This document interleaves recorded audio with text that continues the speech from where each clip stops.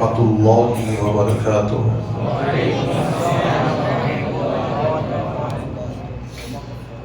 الحمد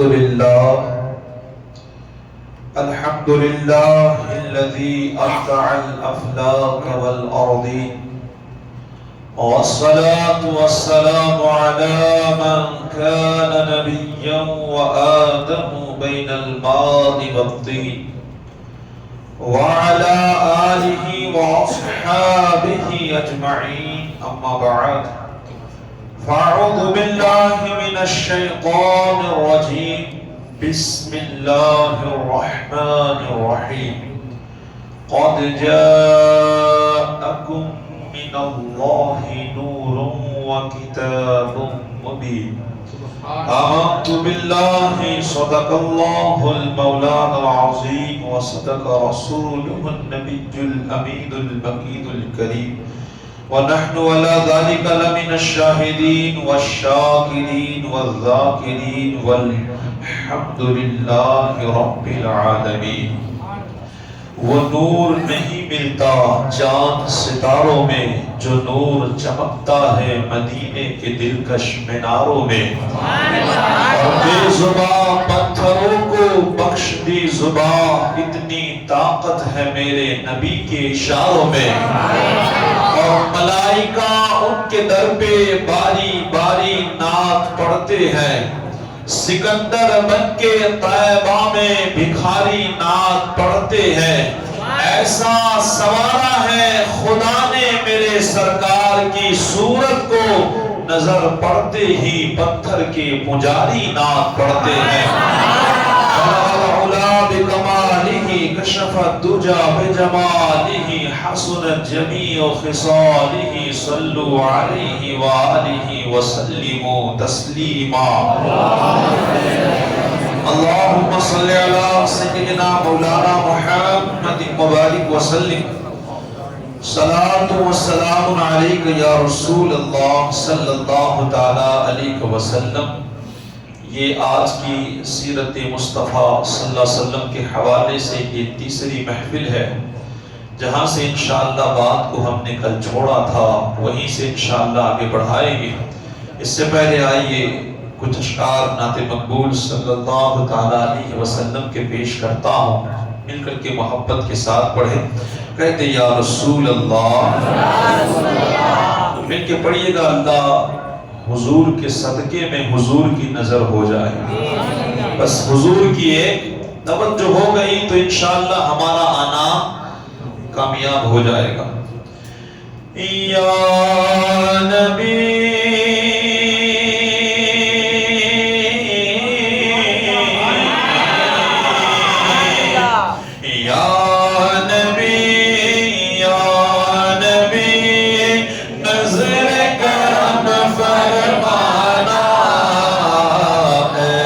حسنین کے نانا، حسنین کے نانا، یا نبی نظر کرم فرمانا، حسنین کے نانا، حسنین کے نانا. زہرا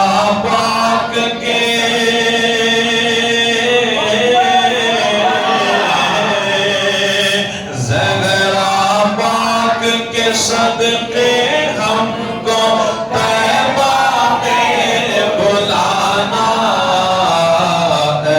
حسنین کے نانا، حسنین کے نانا. آپ کے در کا ہوں میں بھکاری، آپ ہیں میرے داتا، سارے رشتے ناتوں سے ہے پیارا اپنا ناتا. آپ کے در کا ہوں میں بھکاری، آپ ہیں میرے داتا، سارے رشتے ناتوں سے ہے پیارا اپنا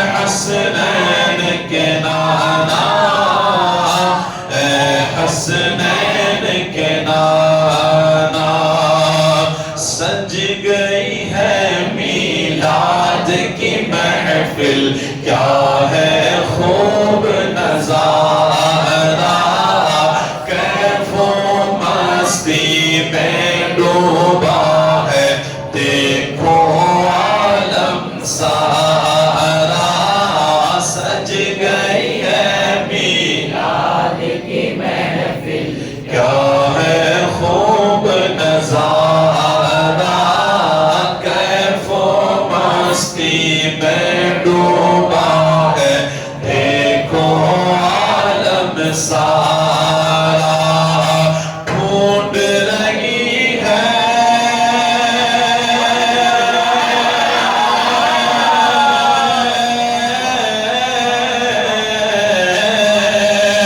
ڈھونڈ رہی ہے آپ کی رحمت، ڈھونڈ رہی ہے آپ کی رحمت، بخشش کا بہانہ، ہے حسنین کے نانا، ہے حسنین کے نانا، ہے حسنین کے نانا، ہے حسنین کے نانا۔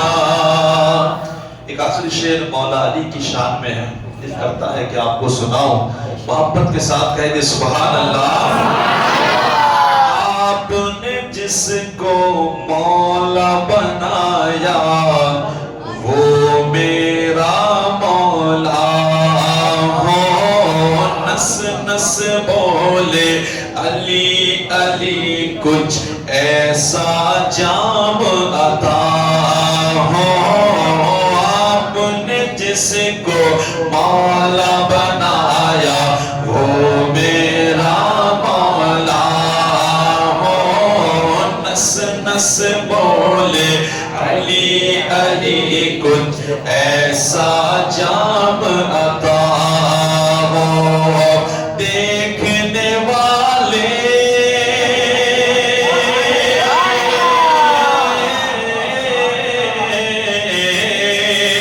دیکھنے والے مجھ کو بولے، دیکھنے والے مجھ کو بولے، حیدر کا ہے دیوانہ، ہے حسنین کے نانا، ہے حسنین کے نانا، ہے حسنین کے نانا، حسنین کے نانا۔ درود پاک پیش کریں۔ اللہم صلی علی سیدنا مولانا محمد وبارک وسلم۔ صلاۃ و سلام علیک یا رسول اللہ، صلاۃ و سلام علیک یا حبیب اللہ صلی اللہ تعالی علیہ وسلم۔ حضرات محترم، بس تھوڑی سی بات ذہن میں رکھے کہ اللہ تبارک و تعالی نے سب سے پہلے ہمارے نبی پاک صلی اللہ علیہ وسلم کے نور کو بنایا۔ اللہ نے چاہا اس نور کو سب سے پہلے ابو البشر حضرت آدم علیہ السلام کی پیشانی میں رکھا، اس کے بعد حضرت شیس علیہ السلام کی پیشانی میں رکھا، اس کے بعد چند نسلوں کے بعد چلتا ہوا کہ حضرت ادریس علیہ السلام کی پیشانی میں آیا، اس کے بعد پھر چند نسلیں چلنے کے بعد پھر حضرت نوح علیہ السلام کی پیشانی میں جلوگر ہوا، اس کے بعد کئی نسلیں چلتا چلتا یہ نور حضرت ابراہیم خلیل اللہ علیہ السلام کی پیشانی میں جلوگر ہوا، اور پھر وہاں سے ان کے بیٹے حضرت اسماعیل ذبیح اللہ علیہ السلام کی پیشانی میں جلوگر ہوا۔ آپ نے دعا کی تھی کہ اللہ اس نبی کو میری نسل سے پیدا فرما۔ حضرت اسماعیل علیہ السلام کے بعد آپ کی نسل چلی، کافی نسلوں میں یہ نور منتقل ہوتا رہا، مگر اس کے بعد کوئی نبی نہیں۔ حضرت اسماعیل علیہ السلام کی نسل سے صرف اور صرف میرے اور آپ کی آقا حضور احمد مجتبی محمد مصطفیٰ صلی اللہ علیہ وسلم نبی بن کر کے تشریف لائے ہیں۔ تو یہ نور حضرت اسماعیل علیہ السلام کی پیشانی میں جلوہ گر تھا۔ آپ دیکھیے، آپ مکے کی سرزمین پر الحمدللہ واقعہ بڑا مشہور ہے کہ ابراہیم علیہ السلام نے آپ کو چھوڑا، اس کے بعد ایک قبیلہ بنی جرہم وہ آیا، بسا، علاقہ بڑھا، اس کے بعد وہیں آپ کا بچپنا گزرا، جوانی گزری، اور آپ کی شادی بھی اسی خاندان میں ہوئی۔ آپ کی پیشانی میں نور محمدی جلوہ گر تھا۔ حضرت ابراہیم علیہ السلام کبھی باہر رہتے اور کبھی کبھی خبر لینے کے لیے مکہ جایا کرتے تھے۔ ایک مرتبہ آپ گئے تو حضرت اسماعیل علیہ السلام گھر پہ نہیں تھے، آپ کی بیوی تھی۔ حضرت ابراہیم علیہ السلام کو ان کی بیوی نے نہیں پہچانا، پوچھا کہ حضرت اسماعیل علیہ السلام کہاں ہے؟ کہا وہ باہر کام سے گئے ہیں۔ کہا آپ کون؟ کہا میں ان کی بیوی۔ تو آپ نے ایک بات پوچھی، کہا کہ بیٹا گھر کے حالات کیسے ہیں؟ توجہ کیجئے گا، گھر کے حالات، باتیں اس پر کافی بولنی تھی لیکن اتنا وقت نہیں ہے، اس لیے انشاءاللہ میں گزر جاؤں گا۔ اللہ نے چاہا تو کبھی انشاءاللہ اس پہ دوسری باتیں چھیڑی جائیں گی۔ تو آپ نے کہا کہ بیٹا گھر کے حالات کیسے ہیں؟ کہا کہ صرف اور صرف اس عورت نے شکوے گلے کیے۔ کیا کیا؟ شکوے گلے، ٹھیک نہیں ہے، ایسا ہے ویسا ہے، بہت تکلیف پڑتی ہے، اتنے۔ اب آپ بتائیں ایک نبی کی عورت جب شکوے گلے کیے نا، حضرت ابراہیم علیہ السلام نے جاتے جاتے ایک بات کہی کہ بیٹا تمہارے شوہر آئے نا، ایسا کہنا کہ ایک مسافر آیا تھا، وہ یہ کہہ کے گیا ہے کہ دہلیز بدل دو، دہلیز بدل دو۔ وہ خاتون تو نہ سمجھی، جب حضرت اسماعیل علیہ السلام تشریف لائے تو آپ کو ان کی بات بتائی، کہا ایک مسافر آیا تھا، یہ بول کے گیا ہے کہ دہلیز بدل دینا۔ حضرت اسماعیل علیہ السلام مسکرائے اور کہا تو نہیں جانتی وہ کون تھے؟ وہ میرے بابا حضرت خلیل اللہ تھے۔ تو کہا کہ وہ یہ کیا کہہ کے گئے؟ کہا انہوں نے کہا ہے کہ میں تجھے طلاق دے دوں۔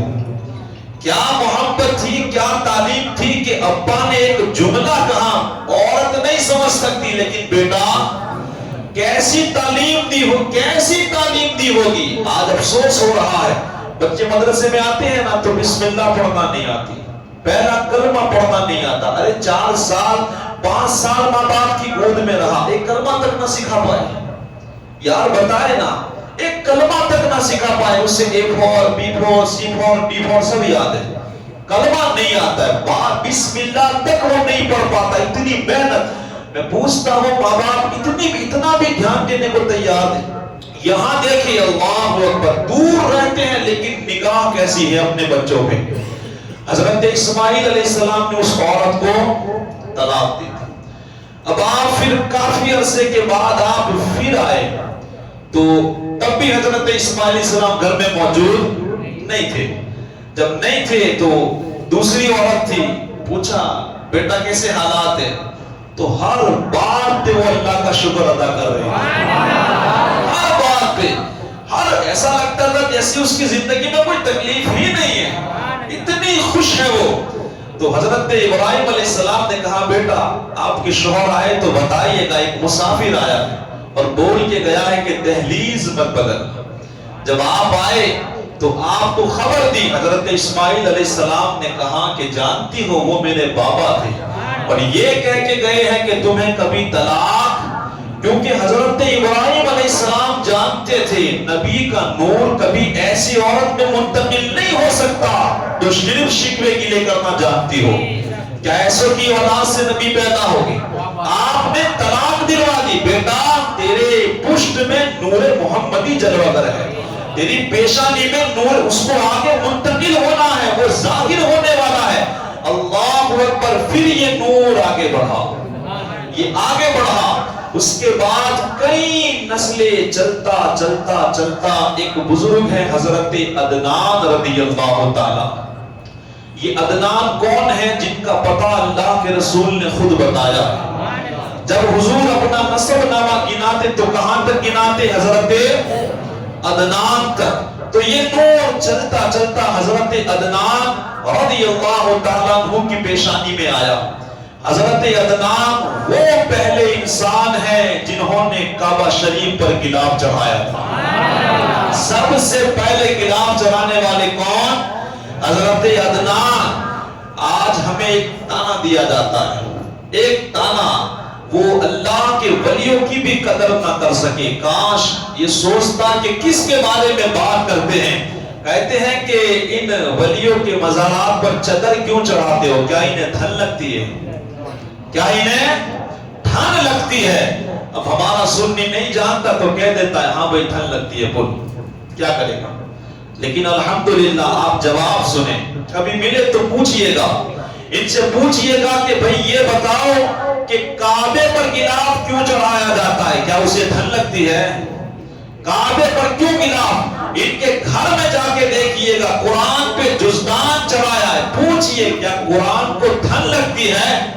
کیا قرآن کو دھن لگتی ہے؟ وہ ایک لڑکا کھڑے کھڑے پیشاب کر کے ناپاک ہو گیا، اپنے گھر گیا، اس کا دل چاہا کوئی چوپڑی کتاب پڑھی جائے، یہ نکالی وہ نکالی، آخرکار قرآن ہاتھ میں آ گیا، جب نکالا کھولا تو پاؤں کانپنے لگے اور فوراً اس نے رکھ دیا، اپنے گھر والوں کو آواز دی یہاں کس نے قرآن رکھا؟ کہاں تمہیں کیا پریشانی ہے، رکھنے کی تو جگہ ہے۔ کہاں جب رکھنا ہی تھا تو اس کے اوپر جزدان پڑھاتے، جزدان میں رکھتے۔ کہاں جزدان کی کیا ضرورت؟ کہاں قرآن کو ضرورت نہیں ہے، جزدان کی مجھے ضرورت ہے، تاکہ جب میری نظر پڑے تو میں پہچان لوں کہ یہ قرآن ہے۔ تو الحمدللہ سنیے گا، اس دنیا کے اندر بے شمار کتابیں ہیں، قرآن کو جزدان کی ضرورت نہیں ہے، لیکن ان لاکھوں ہزاروں کتابوں میں قرآن پر گلاب چڑھا کے یہ بتایا گیا کہ یہ اوروں کی طرح نہیں، یہ لاجواب کتاب ہے، اس کی کوئی مثال نہیں۔ دنیا میں ہزاروں مسجدیں ہیں، لیکن کعبے پر گلاب چڑھا کے بتایا گیا اس مسجد کی طرح اور کوئی مسجد یہ لاجواب ہے۔ ٹھیک اسی طرح قبرستان میں جب پہلے گنبد نہ بنائے جاتے تو بہت ساری قبریں ہوا کرتی تھی، اسی لیے اللہ کے ولی کی تربت پر چادر چڑھا دی جاتی تھی تاکہ آنے والا ایک عام انسان نہ سمجھ بیٹھے، بے ادبی نہ کر بیٹھے۔ ضرورت ہمیں تھی تاکہ ہم جائے تو پتہ چل جائے یہ کوئی عام نہیں، یہ اللہ کا ولی اس میں آرام کر رہا ہے، تاکہ ہم اپنی زبان، ہم اپنا دل سنبھال کر کے وہاں لے کے جائیں۔ تو الحمدللہ حضرت عدنان وہ شخص ہے جنہوں نے سب سے پہلے کعبہ شریف پر گلاب چڑھایا۔ آپ نے شادی کی، زندگی بڑھتی رہی، اللہ نے آپ کو حضرت معاذ رضی اللہ تعالیٰ عطا فرمائے۔ کون؟ یہ نور آگے چلا، حضرت معاذ رضی اللہ تعالیٰ عنہ کی پیشانی میں جلوہ گر ہوا۔ کہتے ہیں کہ اس وقت حضرت شعیب علیہ السلام، ایک جگہ کا نام بتایا جاتا ہے حضور، وہاں رہتے تھے، تو وہاں کے جو عرب واسی تھے نا، انہوں نے ان کو شہید کر دیا۔ کس کو؟ حضرت شعیب علیہ السلام کو۔ اب اللہ کو بڑا جلال آیا، اللہ کے نبی کو شہید کر دیا۔ دو نبی اور اس وقت جلوہ گر تھے، تو اللہ نے ان نبیوں پر وحی کا نزول فرمایا اور کہا کہ وہ جو بادشاہ ہے بخت نصر، جا کے اس سے کہو کہ وہ عرب پہ چڑھائی کر دے، اللہ کی مدد تیرے ساتھ رہے گی، جا کے چڑھائی کرے ان کے اوپر۔ حضرت عدنان بھی اس وقت تھے، لیکن یہ نور آگے جا چکا تھا۔ اب سنیے گا، ان نبیوں سے کہا کہ تم کو ساتھ جانا ہے، ان جنگ میں ساتھ جانا ہے، اور ایک 12 سال کا لڑکا ہے معاذ، ان کو وہاں سے نکال کے لے کے آنا ہے، ان کو کوئی نقصان نہیں پہنچنا چاہیے۔ تو ان نبیوں نے اللہ سے کہا کہ مالک آخرکار یہ تو بتا کہ تم کسی کے بارے میں نہیں کہہ رہا، آخرکار اس بچے کو کیوں بچانا ہے جو 12 سال کا ہے؟ تو رب کی رحمت جوش میں آئی، اللہ نے کہا بات یہ ہے اس کی نسل سے میں آخری نبی پیدا کرنے والا ہوں، ابھی اس کی پیشانی میں نور محمدی جلوہ گر ہے، اسی لیے اسے کوئی نقصان نہیں پہنچنا چاہیے، اسے تم اپنے ساتھ لے کر کے جاؤ، اس کی اچھی تربیت کرو۔ کہتے ہیں کہ بخت نصر نے پھر حملہ کیا اور حضرت عدنان کو شکست ہوئی، کافی سارا نقصان ہوا، اور پھر چند دن یا مہینوں کے بعد حضرت عدنان کا تو انتقال ہو گیا، لیکن اس وقت مکہ ایک ویران جیسا ہو چکا تھا۔ آخرکار بخت نصر جب اس دنیا سے گیا، اس کا انتقال ہوا، تو حضرت معاذ رضی اللہ تعالیٰ عنہ کو لے کر وہ دونوں نبی پھر سے مکہ میں آئے۔ وہ بڑے ہو چکے تھے اور حضرت معاذ رضی اللہ تعالیٰ عنہ یہاں پر رہنے لگے۔ وہ مکہ میں پھر سے بس گئے۔ اطراف میں جو جا چکے تھے بلا کر کے انہوں نے مکہ کو پھر سے آباد کیا۔ جانتے ہو معاذ کو معاذ کیوں کہتے ہیں؟ اللہ نے ان کی پیشانی میں نور رکھا تھا، یہ ہر وقت جنگ کے لیے تیار رہتے تھے، اور کوئی جنگ ایسی نہیں تھی کہ ان کو کامیابی نہ ملتی۔ فتح ان کے قدم چوما کرتی تھی، اور کیوں نہ چومتی، ان کی پیشانی میں نور محمدی جلوہ گر تھا۔ حضرت معاذ رضی اللہ تعالیٰ عنہ سے یہ نور بڑی تیزی کے ساتھ آگے بڑھا، اور حضرت نزار رضی اللہ تعالیٰ عنہ پیدا ہوئے۔ اللہ اکبر! حضرت نزار جب پیدا ہوئے نا، تو ان کے والد نے ان کی آنکھوں کے بیچ میں چوم لیا۔ یہ اتنے خوبصورت تھے، اتنے خوبصورت تھے کہ ان کے والد کے ہوش ٹھکانے نہیں رہتے تھے، کیونکہ نور ہی ایسا چمکتا تھا۔ بے شمار اونٹ اللہ کی راہ میں قربان کر دیے۔ بیٹے کی خوشی میں اتنا بیٹا خوبصورت تھا، اتنا خوبصورت، اور بہت سارے اونٹ قربان کرنے کے بعد کہتے ہیں کہ اے اللہ، یہ تو اس بیٹے کے سامنے کچھ بھی نہیں ہے، یہ تو کچھ بھی نہیں، اتنا نور تو نے دے دیا ہے۔ آخرکار حضرت نزار رضی اللہ تعالیٰ عنہ یہ بڑے ہوتے ہیں، ان کی پیشانی میں بھی نور محمدی تھا۔ جب بھی یہ کسی بادشاہ کے دربار میں جاتے نا، تو بادشاہ ادب و احترام میں کھڑا ہو جایا کرتے تھے، بادشاہ بھی عزت کرتے تھے۔ کیوں؟ ان کی پیشانی میں نور محمدی جلوہ گر تھا۔ پھر اللہ نے اس نور کو اور آگے بڑھایا، اور یہ حضرت سیدنا مضر رضی اللہ تعالیٰ عنہ کی پیشانی میں جلوہ گر ہوا، ان کی پیشانی میں چمکا۔ یہ وہ تھے حضرت مضر رضی اللہ تعالیٰ عنہ کہ اللہ نے ان کو لحن داؤدی بھی عطا فرمایا تھا، لحن داؤدی۔ اور حضرت مضر رضی اللہ تعالیٰ عنہ کے 4 بیٹے ہوئے تھے۔ کتنے بھائی تھے ان کے؟ بیٹے نہیں، ان کے دوسرے 3 بھائی تھے، حضرت مضر ہو کے 4 تھے۔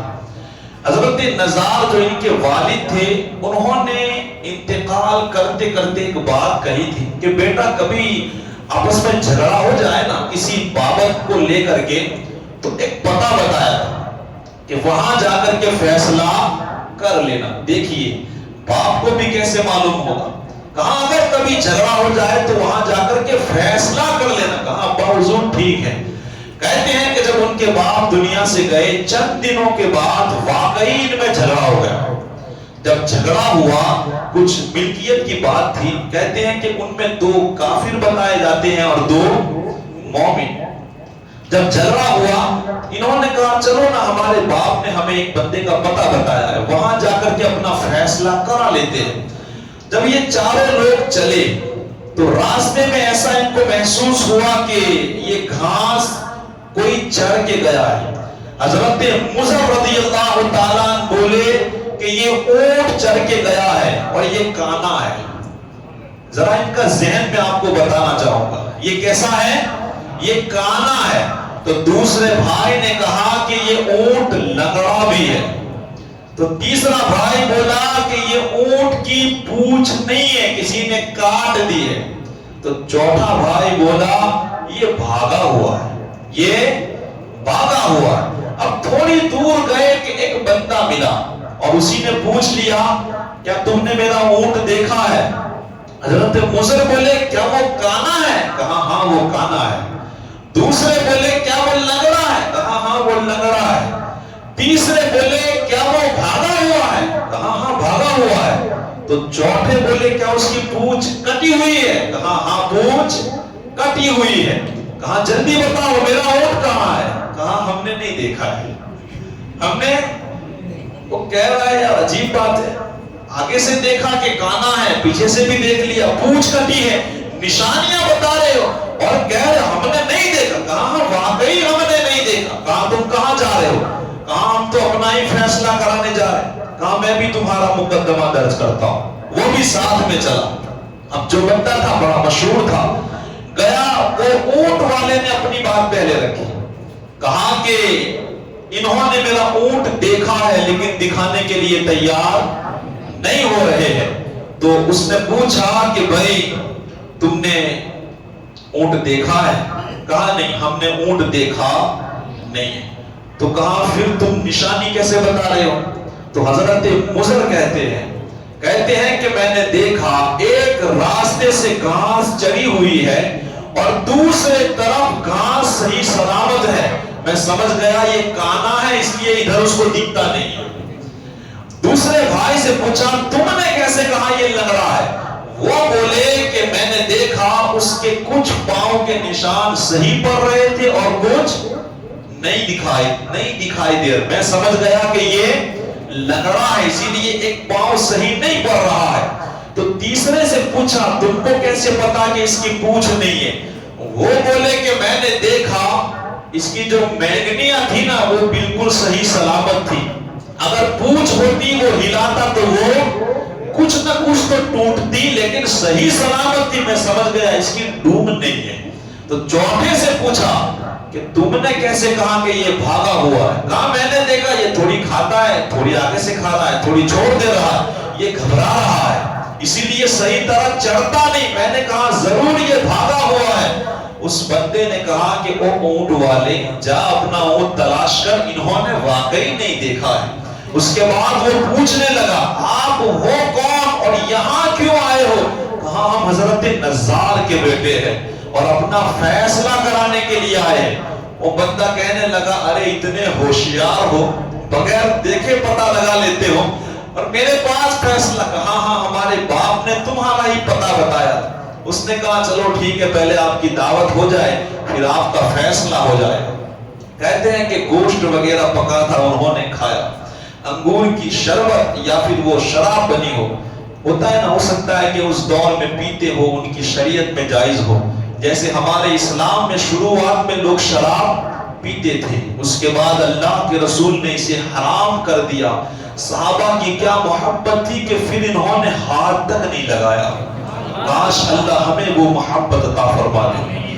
تو کہتے ہیں کہ جب انہوں نے دعوت کھا لی, دعوت کھانے کے بعد پھر حضرت مضر بولے کاش اس شراب کی بیل ایک قبر پہ نہ اگی ہوتی.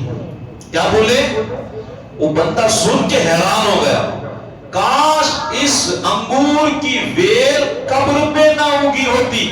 تو دوسرا بھائی بولا کاش اس گوشت, یہ جو بکری ہے نا جس کو پالا گیا تھا, کاش اس بکری نے کتیا کا دودھ نہ پیا ہوتا. وہ پھر حیران ہو گیا. پھر تیسری بات بولی کہ کاش اس نے دعوت کھلائی, اتنا اچھا انسان ہے, کاش اس کا باپ کوئی دوسرا نہ ہوتا. اور پھر چوتھا بولا کاش یہ فالتو باتیں ہم یہاں نہ کرتے. اب وہ سن کے دنگ رہ گیا تھا. وہ فوراً اٹھا, سب سے پہلے اپنی ماں کے پاس گیا اور ماں کو جا کر کے پوچھا کہ امی جان بتاؤ میں کس کی اولاد ہوں, میرا باپ کون ہے, سچ بتانا. ماں نے کہا بیٹا دراصل تیرے باپ کے پاس بڑی ملکیت تھی, اولاد نہیں ہو رہی تھی تو میں نے کسی اور سے کالا منہ کرایا اور تو اسی سے پیدا ہوا ہے. وہ دنگ رہ گیا. کہا یہ بتاؤ کہ یہ شراب کہاں سے لائی؟ کہا تیرا باپ کا انتقال ہو گیا تھا تو میں نے انگور کی ویل بوئی تھی, آج اسی پہ انگور لگے ہیں تو وہیں سے لے کے آئی ہوں. وہ پھر حیران, وہ پھر گیا اپنے چرواہے کے پاس. کہا کہ جو بکری آج ذبح کی ہے بتا اس کو بڑا کیسے کیا؟ کہا جب یہ اس کی ماں نے جب اس کو جنا نا تو فوراً اس کی ماں مر گئی. اب اس کو دودھ پلانے کی ضرورت تھی, پاس میں ایک کتیا تھی تو میں نے اس کے دودھ سے اس کو بڑھا دیا. وہ بندہ حیران تھا یار کیسے لوگ ہیں. اس کے بعد اس نے اپنا فیصلہ سنا دیا. لیکن مصنف علیہ رحمہ لکھتے ہیں کہ یہ حضور کے آبا و اجداد نے, اللہ نے ان کو اتنا ذہن دیا تھا, انسان کو دیکھ کے بتا دیتے ہیں, شراب کو دیکھ کے بتا دیتے ہیں, کھا کے لیتے ہیں کہ یہ کہاں سے آئی ہے. ذرا سوچے جن کے پاس صرف نور ہے ان کی شان یہ ہے، تو جو نورن علی نور ہے اس کی شان کا عالم کیا ہوگا، اس کا مقام کیا ہوگا. ان کے آبا و اجداد کا یہ مقام، ان کو اتنی رحمت اتنا فیض ملا، تو اس نبی کی شان کیا ہوگی. اللہ اکبر. آخرکار حضرت مضر رضی اللہ تعالی، ان کے بارے میں کافی لوگوں کا ادھر ادھر کا خیال ہے، لیکن اللہ کے پیارے رسول صلی اللہ علیہ وسلم کی حدیث پاک ہے. حضور فرماتے ہیں مضر کو برا نہ کہو، وہ مومن تھا. کیا کہا ہے؟ اور حضرت اسماعیل علیہ السلام کے دین پر تھا، اس لیے ان کو برا بھلا مت کہو. اس کے بعد حضرت مضر رضی اللہ تعالیٰ عنہ سے یہ نور چلا. حضرت اسماعیل علیہ السلام جلوگر ہوئے، اللہ نے ان کی پیشانی میں رکھا. حضرت اسماعیل، حضرت الیاس پیدا ہوئے، ان کی پیشانی میں نور رکھا. یہ حضرت الیاس وہ انسان ہے، آج قربانی کے جانور جاتے ہیں نا کعبہ شریف میں، سب سے پہلے جو جانور لے کے گئے تھے وہ یہ حضرت الیاس تھے، جو سب سے پہلے لے کر گئے. اور جب یہ بھی دنیا سے گئے اور ان کا انتقال ہوا، ان کے حوالے سے میرے آقا ارشاد فرماتے ہیں کہ لا تسب الیاس فإنه كان مؤمنا وكان في العرب مثل لقمان الحکیم فی قومی. آقا فرماتے ہیں کہ الیاس کو برا نہ کہو، وہ دین ابراہیم پر ان کی موت ہوئی ہے، اور ان کی قوم میں ان کی شان ایسی تھی جیسے لقمان کی شان ان کی قوم میں ہوا کرتی تھی. خیر یہ نور اور آگے بڑھا اور حضرت مدرکہ پیدا ہوئے. اس کے بعد یہ نور اور آگے بڑھا، حضرت خزیمہ رضی اللہ تعالیٰ عنہ کی پیشانی میں آیا. یہ حضرت خزیمہ کو اللہ نے بڑا علم دیا تھا، بڑا علم. لوگ دور دور سے آپ کا دیدار کے لیے آتے اور آپ ان کو حضور کی ولادت کی خبر دیا کرتے تھے. اے لوگوں میری بات یاد رکھنا، ان قریب وہ زمانہ بہت قریب ہے کہ ایک محمد مصطفیٰ نام کے شخص تشریف لائے گے. جب وہ اپنے دین کی بات کرے تو فوراً ان کا کلمہ پڑھ کے ان کی پیروی کرتا. خیر حضرت کنانہ رضی اللہ، حضرت خزیمہ کے بعد حضرت کنانہ کی پیشانی میں یہ نور چمکا. حضرت کنانہ سے پھر حضرت نظر کی پیشانی میں یہ نور چمکا. وہاں سے پھر یہ نور آگے سفر کر رہا ہے.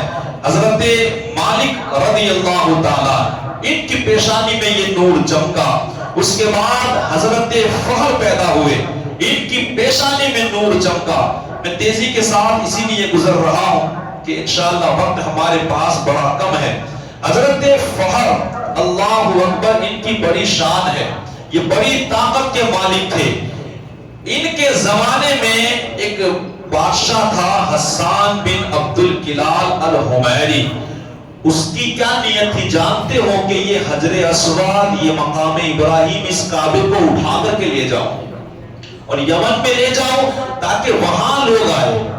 اس الحمیری کا مقصد یہ تھا. تو اس نے ایک بہت بڑے دستے کے ساتھ یہ قدم بڑھایا کہ چلو کعبے کو اکھاڑ کے لے آتے ہیں.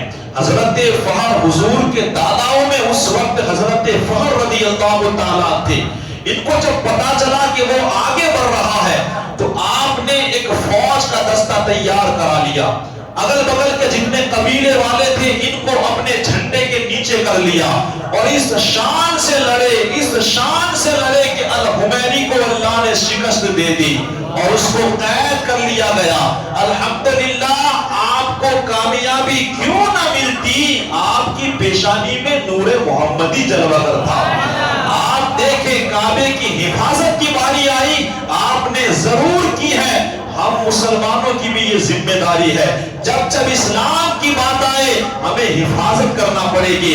جب بھی کعبے کی بات آئے، ہمارے سرکار کی بات آئے، بیت المقدس کی بات آئے، ہمارے اسلام کی بات آئے، ہمارے قرآن کی باتیں آئے، یاد رکھیے گا ایک جملہ کہہ رہا ہوں، اگر ہم اپنی زندگی میں حضور کی عزت پر پہرا نہ دے سکے نا، یہ پہاڑ جو جو کتے گھوم رہے ہیں وہ ہم سے بہتر ہیں. یہ سور یہ کتے جو گلیوں میں گھومتے ہیں نا، میں سمجھتا ہوں مجھ سے اچھے ہیں. اگر حضور کی ناموز پہ میں پہرا نہ دے سکوں، ایک غیر کو میں ایک جملہ نہ کہہ سکوں. آج دیکھیں ہندوستان کے کیا حالات ہیں. کیا ہمارے نبی ان کو کون حق دیتا ہے کہ وہ ہمارے دین کی بات کریں؟ خیر، بس کہنے کا مقصد یہ ہے، ضروری ہے کہ ہم اپنے دین پر پہرا دیں. اس کے بعد حضرت فہد سے یہ نور چلتا ہوا حضرت غالب رضی اللہ تعالیٰ عنہ کی پیشانی میں آیا. حضرت غالب سے یہ نور چلا حضرت لوئی رضی اللہ تعالیٰ عنہ کی پیشانی میں چپکا. وہاں سے یہ نور آگے بڑھا حضرت کعب رضی اللہ تعالیٰ عنہ کی پیشانی میں چپکا. حضرات محترم، یہ کعب یہ بہت بڑی شخصیت مانی جاتی ہے، اور جمعہ کے دن اپنے قبیلے والوں کو اکٹھا کر کے اللہ کی توحید کا پیغام دیتے، موت سے ڈراتے، صدقہ دینے کی بات کرتے، غریبوں کی بات کرتے، آخرت کی تیاری کا حکم دیتے، اور کہتے کہ ان قریب ہماری نسل سے ایک احمد نام کے نبی تشریف لانے والے. جب وہ تشریف لے آئے تو ان کی پیروی جلدی سے کرنا، یہ لوگوں کو پیغام دیا کرتے. اور الحمدللہ یہاں آ کر کے حضرت سیدنا فاروق اعظم کا نسب نامہ مل جاتا ہے. حضرت فاروق اعظم کا نسب یہاں مل جاتا ہے. اس کے بعد یہ نور اور آگے چلا، حضرت مرہ پیدا ہوئے. حضرت مرہ الحمدللہ یہ حضور کے چھٹے دادا ہے. کون سے دادا ہے؟ اب انشاءاللہ ولادت کے بڑے قریب آ گئے ہیں. یہ کون سے نمبر کے دادا ہیں؟ چھٹے. اور ایک خوشخبری یہ بھی سناؤ، ابو بکر سے آپ نہ جلا کریں، آپ کے جلنے سے کچھ نہیں ہوگا. ان کی غلامی کا پٹا اپنے گلے میں ڈالے. حضور کے بھی چھٹے دادا ہیں، ابو بکر صدیق کے بھی یہ چھٹے دادا ہیں. یہ تو جنت سے نور چلا ہے، یہ تو ساتھ میں جنت سے چلا ہے. تو یہاں آ کر کے حضرت ابو بکر صدیق رضی اللہ تعالیٰ عنہ کا نسب نامہ بھی مل جاتا ہے. اس کے بعد یہ نور چلتا ہوا حضرت کلاب کی پیشانی میں آیا. اور حضرت کلاب اور حضور صلی اللہ علیہ وسلم کے یہ گویا 5ویں دادا ہے. اور یہاں آ کر کے آپ کی والدہ آمینہ اور آپ کے والد عبداللہ رضی اللہ تعالیٰ عنہ کا نسب نامہ مل جاتا ہے 5ویں دادا پر، جن کا نام ہے حضرت کلاب. اور اس کے بعد یہ نور اور آگے بڑھا اور حضرت قصی رضی اللہ تعالیٰ عنہ کی پیشانی میں جلوہ گر ہوا. گویا یہ کون سے نمبر کے دادا ہیں؟ 4. اب وقت انشاءاللہ بالکل نہیں ہے، 2 باتیں کہہ کے اپنی بات کو میں ختم کر دوں. حضرت قصی رضی اللہ تعالیٰ عنہ کی زندگی سننے لائق ہے. آپ کے حوالے سے کچھ باتیں میں ضروری ہے جو انشاءاللہ سمجھنے لائق ہیں اور سننے والی باتیں ہیں. کیونکہ یاد رکھیے گا، حضرت قصی کی پیشانی میں نور محمدی جلوگر ہے. زمزم کا کنواں مکے میں نہیں ہے، ابھی زمزم کا کنواں نہیں ہے، وہ بالکل ختم ہو گیا. کسی کو نہیں معلوم کہ یہاں زمزم نام کی کوئی چیز تھی. دوسری بات، مکہ کس نے بنایا؟ کعبہ ابراہیم علیہ السلام اسماعیل علیہ السلام نے بنایا. تو گویا وہی کہ وہ متولی اور ٹرسٹی وہی لوگ تھے، انہوں نے ہی بنایا. لیکن ان کی نسل کو کچھ قبیلے والوں نے جھنگ کر کے مکے سے بھگا دیا تھا، اور وہ چابی ان کے پاس تھی. الحمدللہ کل کا بیان یہاں سے شروع کیا جائے گا کہ زمزم کیسے بند ہوا، اور انشاءاللہ پھر زمزم کا کنواں کس طرح دوبارہ کھلا، اس کو بیان کیا جائے. اور یہ چابی جو چلی گئی تھی یہ حضرت قصی ہے جو حضرت اسماعیل علیہ السلام کی نسل میں واپس لے کر کے آئے، جو ان کی حقیقت میں ملکیت تھی. تو یہ چابی کیسے واپس آئی، زمزم کا کنواں کیسے بند ہوا، اور انشاءاللہ پھر یہ کس طرح کھلا. وقت کو مد نظر رکھتے ہوئے زندگی رہی تو انشاءاللہ یہیں سے بات آگے شروع کی جائے گی. یہ حضور کے غالباً 4 یا 3 دادا، یہیں سے انشاءاللہ بات آگے بڑھائے گی. دعا ہے اللہ تعالیٰ مجھے آپ سبھی کو عمل کرنے کی توفیق و رفیق عطا فرمائے. استغفر اللہ ربی من کل ذنب واتوب الیہ. ایک چھوٹا سا اعلان